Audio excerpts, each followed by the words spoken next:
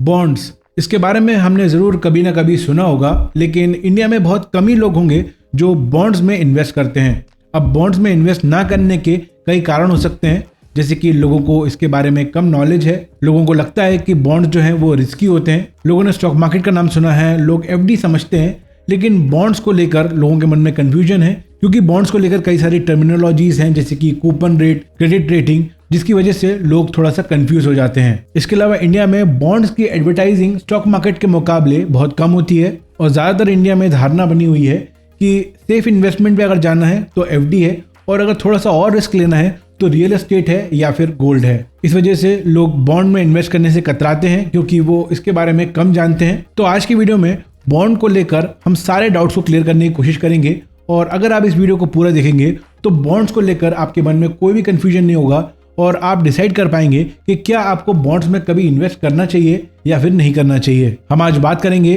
कि बॉन्ड्स होते क्या हैं, ये कैसे काम करते हैं, क्या बॉन्ड्स 100% सेफ होते हैं या बॉन्ड में रिस्क हाई होता है, अगर बॉन्ड में रिस्क होता है तो बॉन्ड की रिस्क को हम कैसे चेक कर सकते हैं। इसके अलावा फिक्स्ड डिपॉजिट के कंपैरिजन में बॉन्ड्स का इन्वेस्टमेंट कैसा होता है, हम बॉन्ड की कैटेगरीज को चेक करेंगे और आपके साथ में टॉप 5 डेट फंड्स जो कि बॉन्ड में इन्वेस्ट करते हैं उनको शेयर करूंगा, और ये top 5 date funds 3 year average return के बेसिस पर होंगे। फाइनली बॉन्ड में कितना टैक्स लगता है हम उस पर भी बात कर लेंगे। तो ये कंप्लीट वीडियो देखने के बाद आप बॉन्ड्स या डेट फंड्स को लेकर बिल्कुल क्लियर हो जाएंगे। वीडियो शुरू करने से पहले आपसे एक रिक्वेस्ट रहेगी कि इस वीडियो को अभी से लाइक कर दीजिए, और अगर चैनल पर पहली बार आए हैं तो चैनल को सब्सक्राइब कर लीजिए। तो चलिए आज का वीडियो स्टार्ट करते हैं।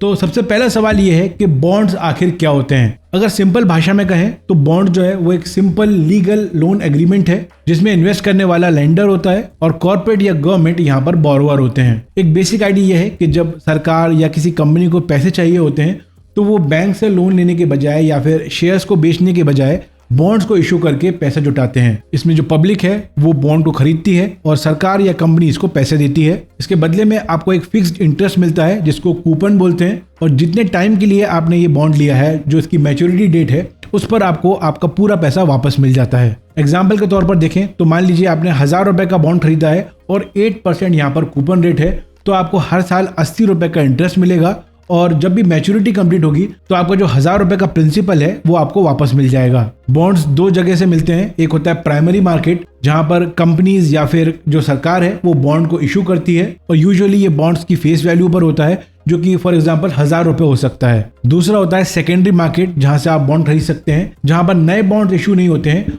और इशू हो चुके बॉन्ड को आप किसी से सेकेंडरी मार्केट में फिर से खरीद सकते हैं। इसके अलावा अगर आपने प्राइमरी मार्केट में बॉन्ड खरीदा है तो सेकेंडरी मार्केट में आप उसको मैच्योरिटी के पहले बेच भी सकते हैं। अब सेकेंडरी मार्केट में यहाँ पर आपको फिक्स्ड प्राइस नहीं मिलता है, यहाँ पर प्राइस जो है वो फ्लक्चुएट होता है मार्केट इंटरेस्ट रेट के हिसाब से, मतलब जितनी डिमांड होगी उसके हिसाब से ही आपको यहाँ पर या तो प्रीमियम में प्राइस मिलेगा या फिर डिस्काउंट पे प्राइस मिलेगा। अब एक और कॉन्सेप्ट यहाँ पर क्लियर करना चाहिए कि रिटर्न जो है वो कूपन रेट से अलग होता है। एक कॉमन कंफ्यूजन रहती है कि जो रिटर्न है वो अगर 10% है तो कूपन रेट भी 10% होगा। ऐसा कोई जरूरी नहीं है। अगर आप 800 रुपीज का बॉन्ड खरीदते हैं और मैच्योरिटी होने पर अगर आपको 1000 रुपीज वापस मिलते हैं तो आपका जो एक्चुअल रिटर्न है वो ज्यादा होगा, और इसको YTM बोलते हैं, यानी कि यील्ड टू मैच्योरिटी। तो कूपन रेट तो फिक्स होता है, लेकिन बॉन्ड का जो रियल रिटर्न है वो डिपेंड करता है कि आप बॉन्ड किस प्राइस पर खरीदते हो। इसके अलावा यहाँ पर एक टेन्योर या मैच्योरिटी पीरियड होता है। बॉन्ड्स की जो मैच्योरिटी है वो अलग अलग ड्यूरेशन की हो सकती है, जो 1 साल से 10 साल तक की हो सकती है। अगर आप लिक्विडिटी पसंद करते हैं और बॉन्ड में इन्वेस्ट करते हैं तो आपको यहाँ पर सोच समझ के इन्वेस्ट करना होगा, क्योंकि सेकेंडरी मार्केट में हो सकता है कि बॉन्ड की डिमांड ही ना हो, क्योंकि सेकेंडरी मार्केट में हर समय बायर्स जो हैं वो अवेलेबल नहीं होते हैं। इसलिए हाई वॉल्यूम वाले बॉन्ड्स में ही इन्वेस्ट करना चाहिए अगर आप लिक्विडिटी देख रहे हैं। तो अगर आप मैच्योरिटी पीरियड तक बॉन्ड को होल्ड करके रखते हैं तभी आपको यहाँ पर फिक्स रिटर्न मिल पाते हैं। तो यहाँ पर की पॉइंट्स क्या है? फेस वैल्यू जो कि बॉन्ड की ओरिजिनल प्राइस होती है, इसके बाद कूपन रेट जो कि फेस वैल्यू का इंटरेस्ट रेट होता है, इसके बाद YTM यानी कि यील्ड टू मैच्योरिटी जो कि एक्चुअल रिटर्न होता है डिपेंडिंग ऑन बाइंग प्राइस, उसके बाद मैच्योरिटी पीरियड होता है जो कि टाइम पीरियड होता है, उसके बाद जो है वो आपका प्रिंसिपल आपको वापस मिल जाता है। ठीक है, तो यहाँ तक मुझे लगता है कि बॉन्ड को लेकर जो भी बेसिक्स हैं, बॉन्ड को समझने में जो भी टर्मिनोलॉजीज यूज होती हैं वो मैंने यहाँ पर आपके साथ क्लियर कर दी है। अब सवाल ये है कि क्या बॉन्ड 100% सेफ होते हैं या फिर बॉन्ड में कितना रिस्क होता है। अब जैसे कि आप जानते हैं कि गवर्नमेंट जो है वो कई सारे बॉन्ड को इशू करती है, तो ऐसा कह सकते हैं कि क्या बॉन्ड 100% सेफ है? तो इसका जवाब है कि नहीं, बॉन्ड 100% सेफ नहीं होते हैं। चाहे आपसे कोई कितना भी कहे कि बॉन्ड 100% सेफ है, लेकिन बॉन्ड जो है वो पूरी तरीके से सेफ नहीं होते हैं और इसका कारण क्या है वो मैं आपको बताता हूँ। बॉन्ड की जो एक्चुअल सेफ्टी है वो डिपेंड करती है कि आप किस तरीके का बॉन्ड ले रहे हैं। यहाँ पर जो गवर्नमेंट इशूड बॉन्ड हैं जिनको G-Secs बोलते हैं, अगर आप उस बॉन्ड को बाय कर रहे हैं तो उसकी जो सेफ्टी है वो सबसे ज्यादा होती है। गवर्नमेंट बॉन्ड्स को इंडिया में सबसे सेफ इन्वेस्टमेंट माना जाता है क्योंकि ये सॉवरेन गारंटी के साथ होते हैं। यहाँ पर सॉवरेन बैकिंग है, रेगुलर इनकम है, कैपिटल प्रोटेक्शन है और हाई लिक्विडिटी होती है। लेकिन यहाँ पर एक रिस्क होता है जिसको कहते हैं इंटरेस्ट रिस्क। अगर आप मैच्योरिटी पीरियड के कंप्लीट होने के पहले सेकेंडरी मार्केट में बॉन्ड को सेल करते हैं तो आपको यहाँ पर प्रॉफिट भी हो सकता है और लॉस भी हो सकता है। उसके बाद आते हैं PSU बॉन्ड, जो कि पब्लिक सेक्टर कंपनीज के बॉन्ड होते हैं। काफी सेफ होते हैं क्योंकि गवर्नमेंट बैकिंग होती है। थोड़ा रिस्क तो होता है पर डिफॉल्ट के चांसेस थोड़े से कम होते हैं। उसके बाद होते हैं कॉर्पोरेट बॉन्ड। यहाँ पर जो सेफ्टी है वो क्रेडिट रेटिंग के हिसाब से होती है, जिस पर मैं आगे बात करूंगा कि क्रेडिट रेटिंग आखिर होती क्या है। Corporate bond generally high return वाले बॉन्ड होते हैं, लेकिन यहाँ पर रिस्क बहुत ज्यादा होता है। कंपनी यहाँ पर डिफॉल्ट कर सकती है और आपका पैसा डूब सकता है। तो बॉन्ड में इन्वेस्ट करने की मेजरली 3 रिस्क होते हैं। एक होता है क्रेडिट रिस्क, बोरोवर आपका पैसा वापस ही ना करे।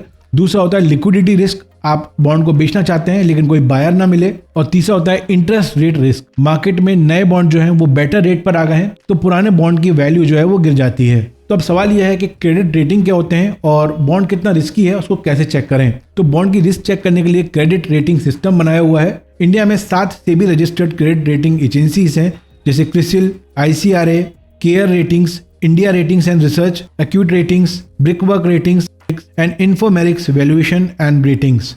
लॉन्ग टर्म रेटिंग स्केल यहाँ पर दिया हुआ है, जैसे कि AAA जो कि सबसे सेफ होते हैं और यहाँ पर डिफॉल्ट का चांसेस कम होते हैं। उसके बाद है AA जो कि हाई सेफ्टी लो रिस्क होते हैं। फिर आता है A रेटिंग, ये भी एडिक्वेटली सेफ होते हैं और लो रिस्क होता है।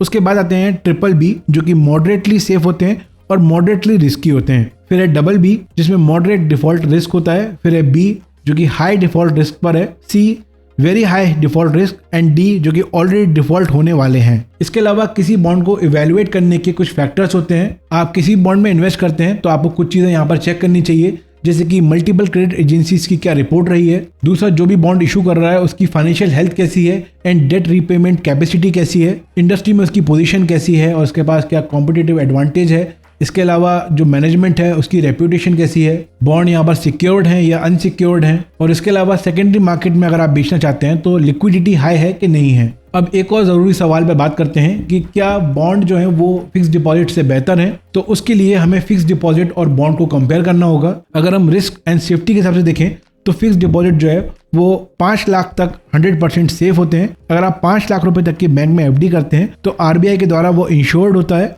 और अगर गवर्नमेंट बैक्ड बैंक्स हैं तो वहां पर ज्यादा सेफ रहता है। बॉन्ड की रिस्क डिपेंड करती है कि उसको इशू कौन कर रहा है।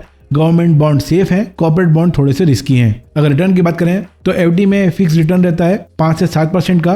गवर्नमेंट बॉन्ड में जो रिटर्न है वो 6 to 7% है। कॉर्पोरेट बॉन्ड में 8 to 12% तक मिल सकता है, लेकिन ये फिक्स रिटर्न्स नहीं है। लिक्विडिटी की बात करें तो FD की लिक्विडिटी बहुत कम होती है, इसको ब्रेक करना पॉसिबल है लेकिन पेनल्टी लगती है। बॉन्ड्स को आप सेकेंडरी मार्केट में बेच सकते हैं, लेकिन ये भी जरूरी नहीं है कि सेकेंडरी मार्केट में आज जब आप उसको सेल करें तो आपको बायर मिल जाए। चौथा, टैक्सेशन। तो FD में इंटरेस्ट रेट पर स्लैब रेट के हिसाब से यहाँ पर टैक्स लगता है और TDS एप्लीकेबल होता है। बॉन्ड में भी स्लैब रेट के हिसाब से इंटरेस्ट पर टैक्स लगता है। इसके अलावा कैपिटल गेन्स टैक्स लगता है अगर आप उसको सेकेंडरी मार्केट में बेचते हैं और आपको प्रॉफिट होता है। तो शॉर्ट टर्म या long term capital gains tax यहाँ पर आपको लग सकता है। तो किसको कहाँ पर इन्वेस्ट करना चाहिए? FD में उन लोगों को इन्वेस्ट करना चाहिए जो बिल्कुल भी रिस्क नहीं लेना चाहते हैं और अपने पैसे को सेफ रखना चाहते हैं। बॉन्ड में थोड़ा सा ज्यादा रिटर्न आपको मिलता है FD से, तो क्रेडिट रिस्क को समझते हुए और उसके बाद ही लॉन्ग टर्म यहाँ पर इन्वेस्ट कर सकते हैं। लेकिन ध्यान रखिए, FD के मुकाबले बॉन्ड में रिटर्न तो ज्यादा मिल सकता है लेकिन थोड़ी रिस्क भी ज्यादा होती है। अब बॉन्ड्स में कुछ कैटेगरीज होती हैं जिनको हम एक एक करके चेक कर लेते हैं। तो पहली कैटेगरी है गवर्नमेंट सिक्योरिटीज, जिसको G-Secs बोलते हैं। ये 2 से 30 साल तक की मैच्योरिटी तक के लिए होती हैं एंड सेमी एनुअल इंटरेस्ट ये आपको प्रोवाइड करती हैं। ट्रेजरी बिल्स हैं जो कि शॉर्ट टर्म के लिए होते हैं और ये डिस्काउंट में इशू किए जाते हैं। करंट यील्ड जो है 6 to 8% के बीच में है। इसके बाद है PSU बॉन्ड्स जो कि AAA रेटेड होते हैं और इसमें पावर ग्रिड कॉर्पोरेशन जिसकी 9.65% यील्ड है, जो कि यहाँ पर हाईएस्ट यील्ड प्रोवाइड कर रहा है, और ये गवर्नमेंट बैक कॉर्पोरेट एंटिटीज हैं। फिर आते हैं tax free bonds. Interest income पर यहाँ पर टैक्स में एग्जेम्पशन मिलता है। इसमें टॉप पर है नेशनल हाउसिंग बैंक जिसका 9.1% कूपन रेट चल रहा है एंड मैच्योरिटी 2033 तक है। उसके बाद NTPC है, पावर फाइनेंस कॉर्पोरेशन है एंड REC लिमिटेड है। सबका कूपन रेट एंड मैच्योरिटी है वो अलग अलग है। फिर है AAA रेटेड कॉर्पोरेट बॉन्ड्स। इसमें AAA रेटेड बॉन्ड्स में आदित्य बिरला फाइनेंस की हाईएस्ट यील्ड है 7.1 से 7.5%। फिर इसके बाद आते हैं बॉन्ड फंड्स। सो अगर आप डायरेक्टली बॉन्ड में इन्वेस्ट नहीं करना चाहते हैं तो आप बॉन्ड फंड में इन्वेस्ट कर सकते हैं, जिनको हम डेट फंड्स बोलते हैं। अब यहाँ पर टॉप 5 फंड्स को हम चेक कर लेते हैं 3 ईयर एवरेज रिटर्न के हिसाब से। तो नंबर 1 पर है DSP क्रेडिट रेटिंग फंड, जिसका रिटर्न 15.56% CAGR है 3 साल का। मॉडरेटली हाई रिस्क है। ये specially AA and below rated corporate bonds में इन्वेस्ट करते हैं for high yield and expense ratio 0.4% है। इसका एक्सपेंस रेशियो लोएस्ट है अपनी कैटेगरी में। सेकेंड है HSBC क्रेडिट रेटिंग फंड, जिसका रिटर्न है 12.07% CAGR। मॉडरेटली रिस्की है। ये AAA and below rated corporate bonds में इन्वेस्ट करते हैं एंड 0.96% इसका एक्सपेंस रेशियो है। थर्ड है Aditya Birla sun life credit risk fund, 11.46% CAGR return है। रिस्क मॉडरेटली हाई है। पोर्टफोलियो में minimum 65% AA and below rated bonds हैं। एक्सपेंस रेशियो 0.67% है। इसके बाद है 4th नंबर पर Invesco India credit risk fund, return है 10.51% CAGR। मॉडरेटली हाई रिस्क है। इनकी approach balance credit and active risk management है। 5th नंबर पर है Birla sun life medium term plan fund, return है 3 ईयर्स का 10.29% CAGR। मॉडरेटली हाई रिस्की है और ये एक मीडियम ड्यूरेशन फंड है। अब यहाँ पर एक चीज आपको समझनी होगी कि हाई रिटर्न जो है वो हाई रिस्क के साथ आते हैं अगर आप क्रेडिट रिस्क फंड के साथ जाते हैं और लो रेटेड कॉर्पोरेट बॉन्ड्स के साथ जाते हैं। और गवर्नमेंट बॉन्ड्स की तरह या फिक्स डिपॉजिट की तरह ये फंड्स रिस्क फ्री नहीं होते हैं। अब बात करें अगर टैक्स की, तो इंटरेस्ट इनकम पर आपको यहाँ पर टैक्स देना पड़ता है।